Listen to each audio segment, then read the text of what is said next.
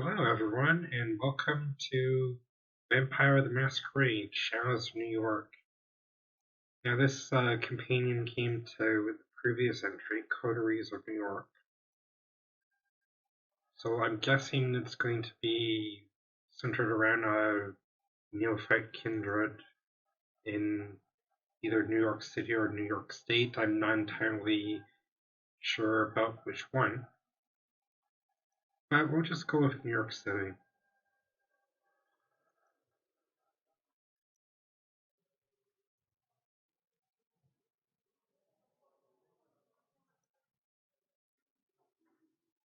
Unless this is actually someone who's been in Kindred for a while, going by that opening line. Like the upcoming game Vampire the Masquerade Bloodlines 2, which I can't help but think has something to do with the Uncarned Sarcophagus, the first Bloodlines game.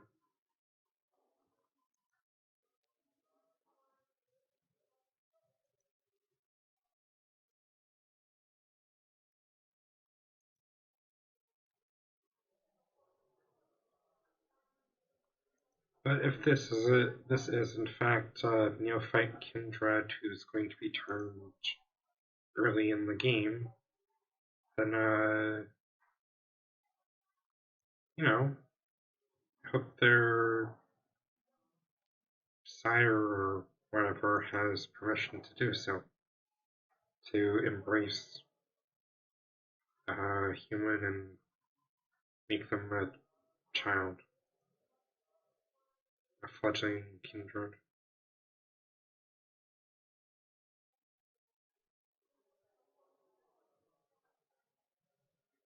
Going back to the stain collection, I really hope that last one wasn't caused by something that violates the Geneva Protocol. And the woman with blood on her hands, I don't think it matters whose blood it is at that point, because either way, it's bad.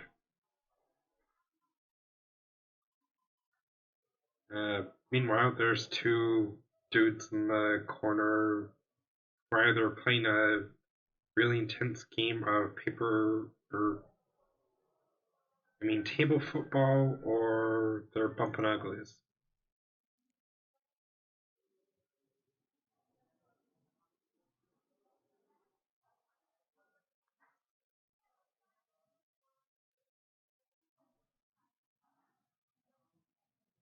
Really? He knocked himself out? How is he convinced he knocked himself out? Did he black out?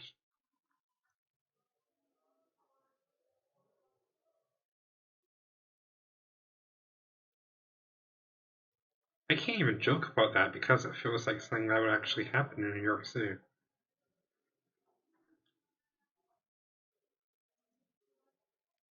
And then followed up by some dumb teenagers robbing a hamburger fast food place for no reason other than because they read a book. Right, well, she certainly looks like a kindred. Looks like she hasn't seen the sun in 20 years.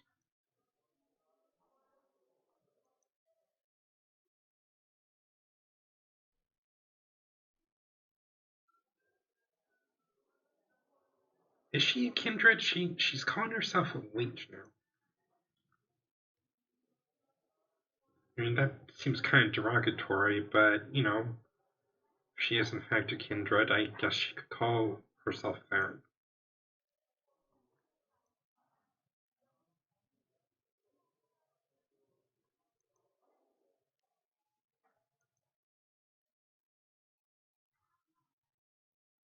Okay, she's not a kindred because she's drinking coffee. As far as I know. Well, okay, she could still be one. Thin bloods are a thing here. Their vampire characteristics are fairly low or weak. They're like ninth generation vampires.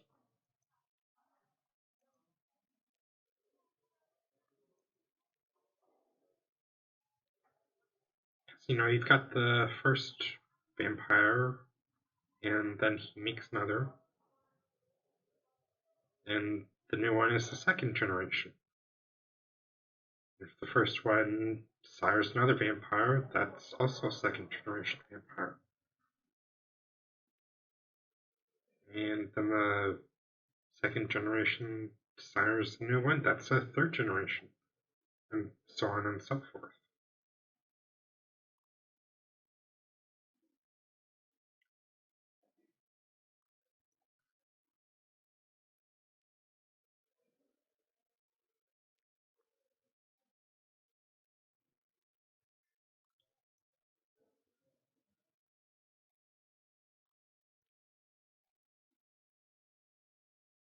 The bloodlines dealt with the Ankar sarcophagus and possibly the impending vampire apocalypse.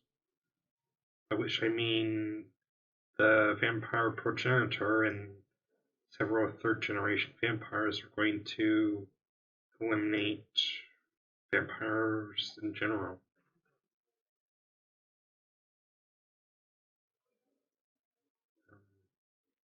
The appearance of so many thin bloods was also considered important to said apocalypse.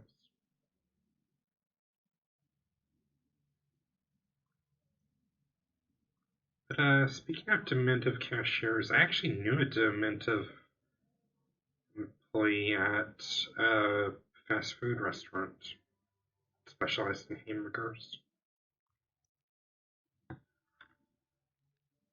I actually went to elementary school with her. I remember her from the 8th grade. Yeah, she giggled way too much during sex education class. I mean, she had permission to be there, from her parents. But she giggled way too much, to the point that the teacher would warn her about several times. Didn't help.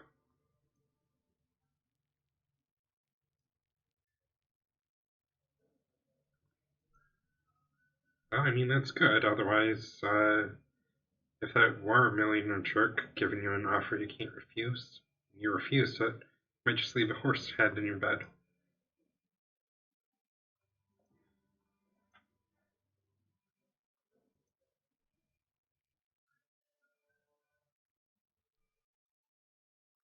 Yeah, that story I actually do remember. Um, I was still reading Kotaku articles at the time, and I'd also read oh that series by C.A. Pinkham, or Ubertrout, as they're sometimes known as. I don't remember what it was when it was still on Gawker Media. It was either off the menu or behind closed ovens. Basically, restaurant stories from different people. You know, people accidentally punting babies that were crawling around on a restaurant floor for some reason. Celebrities in restaurants like Salman Rushdie. I'll be honest, I don't actually know how you pronounce that guy's name because I've never actually heard it spoken, aside from me.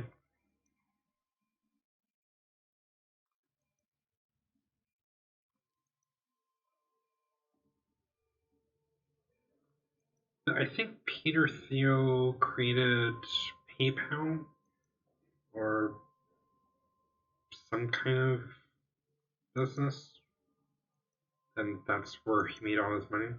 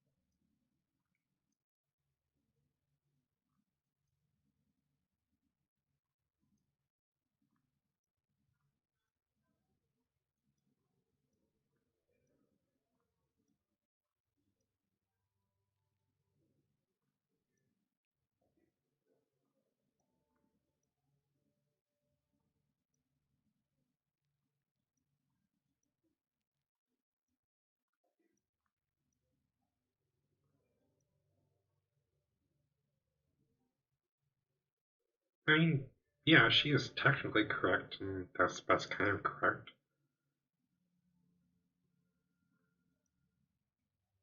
But they stop giving you jobs, which is effectively them firing you.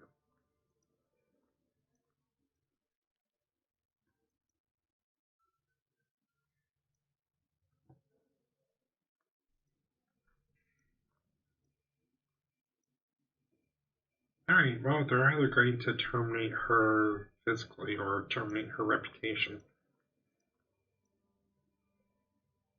I think I actually have one of those keyboards. Um, it's a Razer I've had for about 4 years now.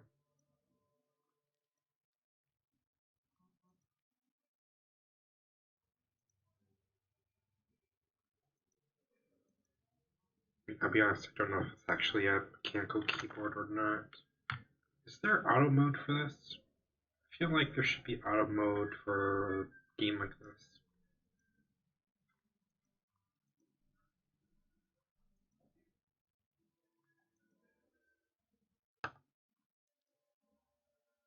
Because this is like a visual novel. Actually, this is a visual novel.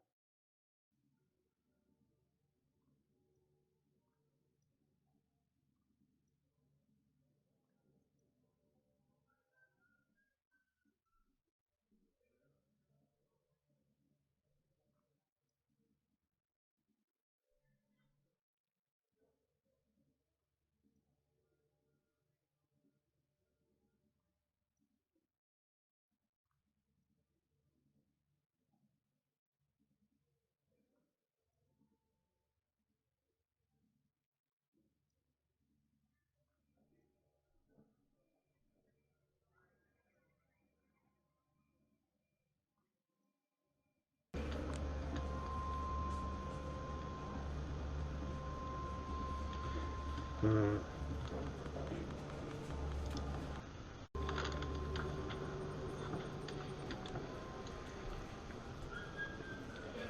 A little funny story. I actually had to re-record because I forgot to turn off the camera, so it's just there in the top left showing the microphone wire that's currently plugged into my PC.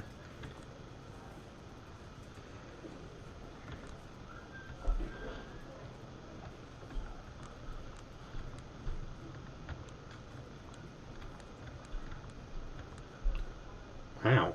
Okay. Scumbag.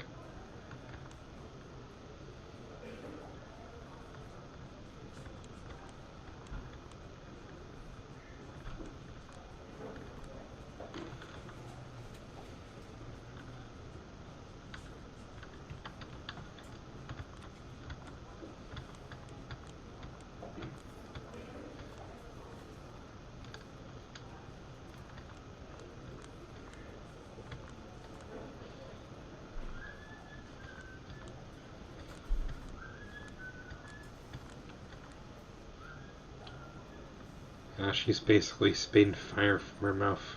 It's like a flamethrower.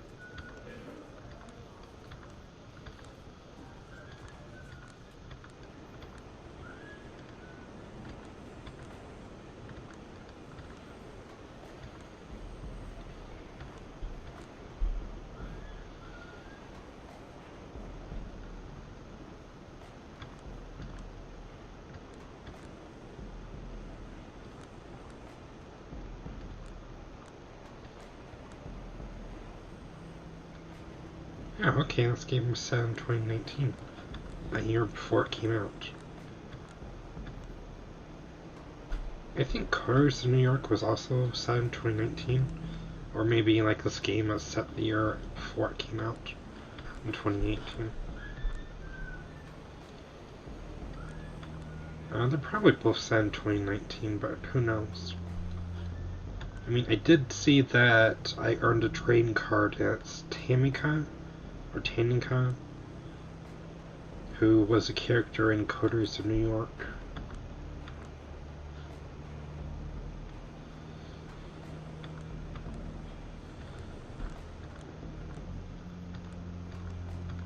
Well, at least Julia still has a friend. Julia Swinsky still has a friend.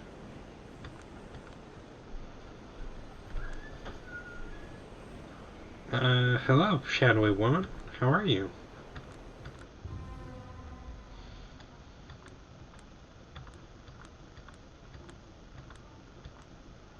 Oh, this doesn't look good. Doesn't really sound good either.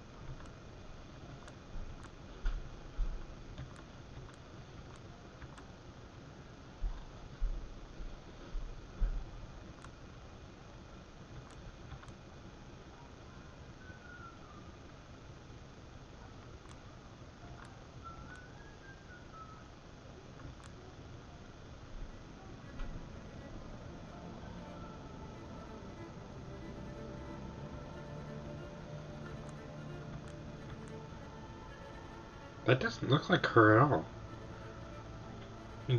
Wasn't her skin brown? The other guy, another figure's skin looks as white as Julia's. Or perhaps even whiter, I don't know.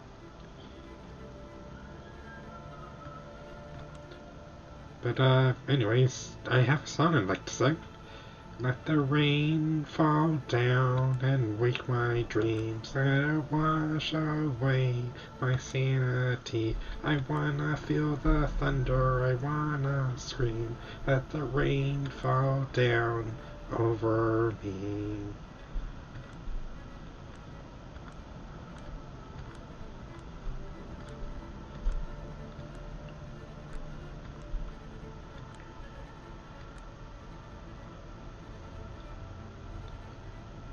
Yeah, I guess she's doing all those things at the same time.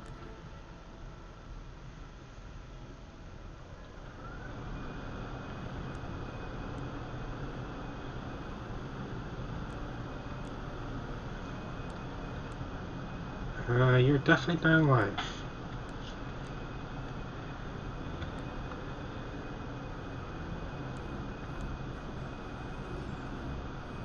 And that's the prologue for Vampire the Masquerade, Shadows of New York.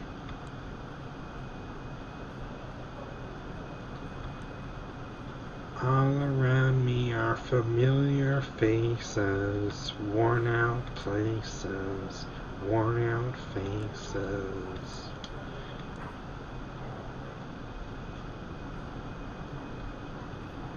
Oh god, she met Vampire Karen.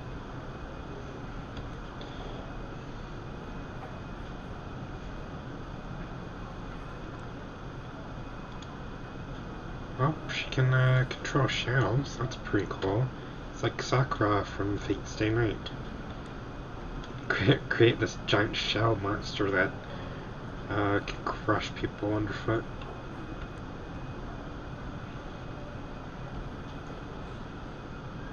Alright, so I didn't know about the first one. But I do know about the second and third. The third I think is okay if you have permission from the person in charge of the area. A prince or a baron, depending on what faction they're in.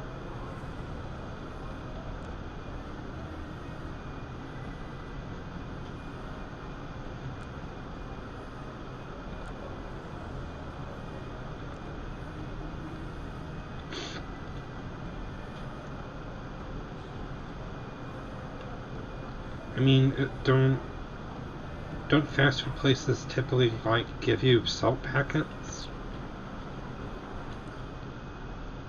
I mean, I've never heard someone screaming about how their fries are not salty enough. I mean, I've had fries that didn't have salt.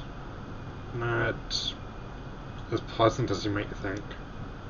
Like, a little salt's okay, but too much is bad, obviously. You know what else is bad? This situation right here. Clearly for the guy who's backed up against the wall.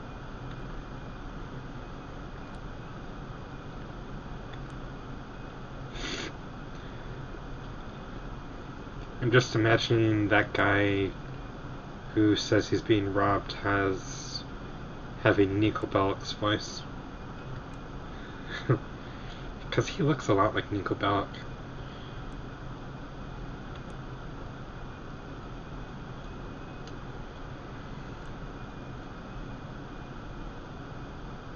Or maybe,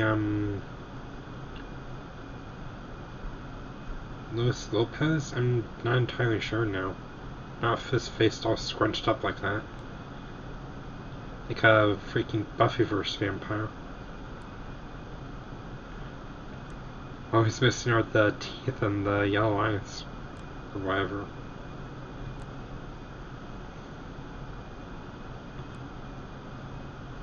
You know, he's got the bumpies, he's just missing the teeth and the eyes. It could be bright green, it could be a dull yellow, you know, face of the beast, as it were.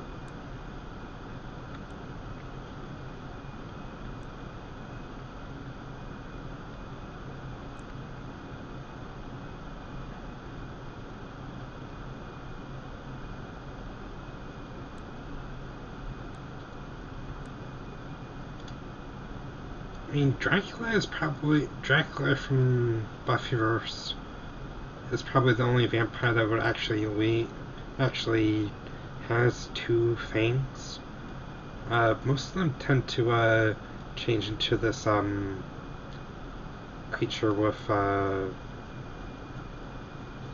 they've got a lot of sharp teeth, essentially.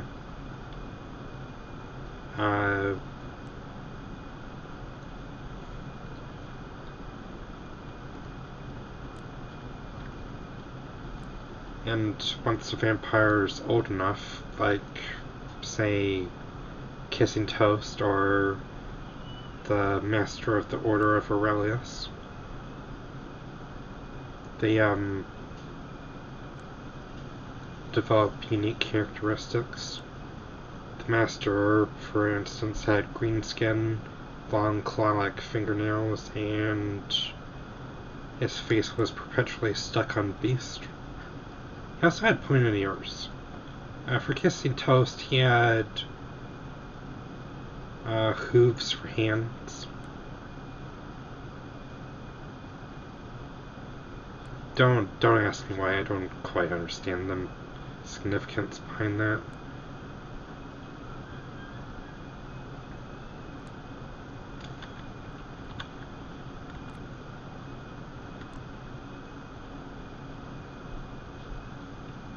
But, I do remember that Kissing Toast was from Greece. Wait, was his name Kissing Toast?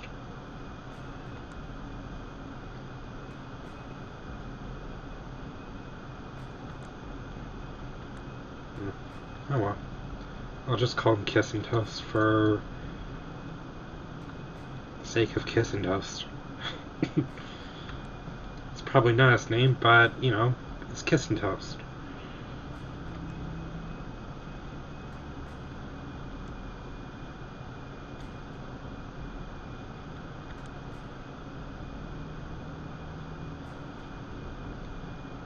If memory serves, he couldn't be dusted, turned pulverized, or whatever with a wooden stake. They had to use like a support beam for a house to do it.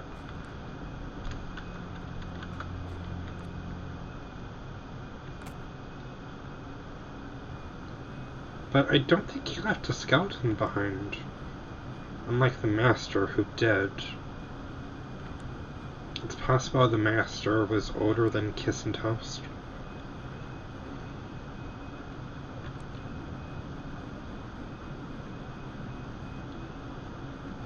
The Master probably was older than Kiss and Toast, because,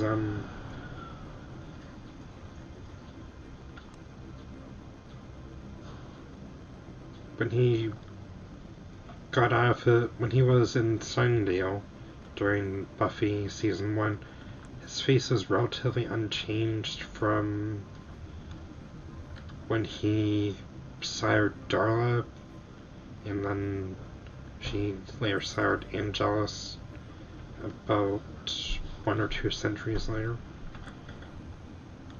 So he had been around for a long time. Long time.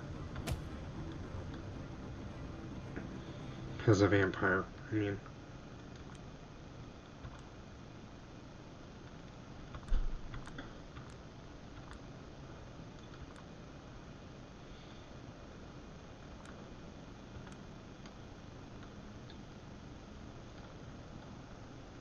A dark-haired, pale woman with super strength whose name is Jessica. I feel like I've seen that show before.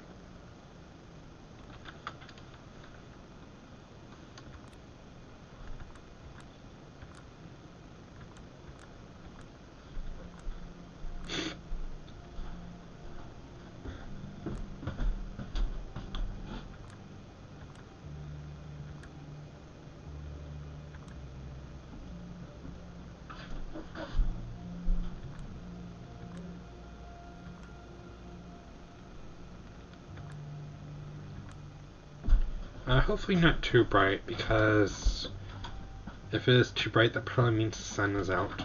Looks like we're at midnight. So yeah, this was my first foray into the shadows of New York City. Seems like an interesting place for some people. Others, it seems a little painful. Like that guy who was getting beat up by his mugging victim. Yeah, I know that's not true. Okay? His mugging victim was the one mugging him. Anyways, I might continue this series even after Spooktober, but I want to complete The Fruit of Grisaia before that, so this will be put on hiatus until then. But I'm definitely enjoying it so far, even though it's, like I said earlier, the beginning of the story.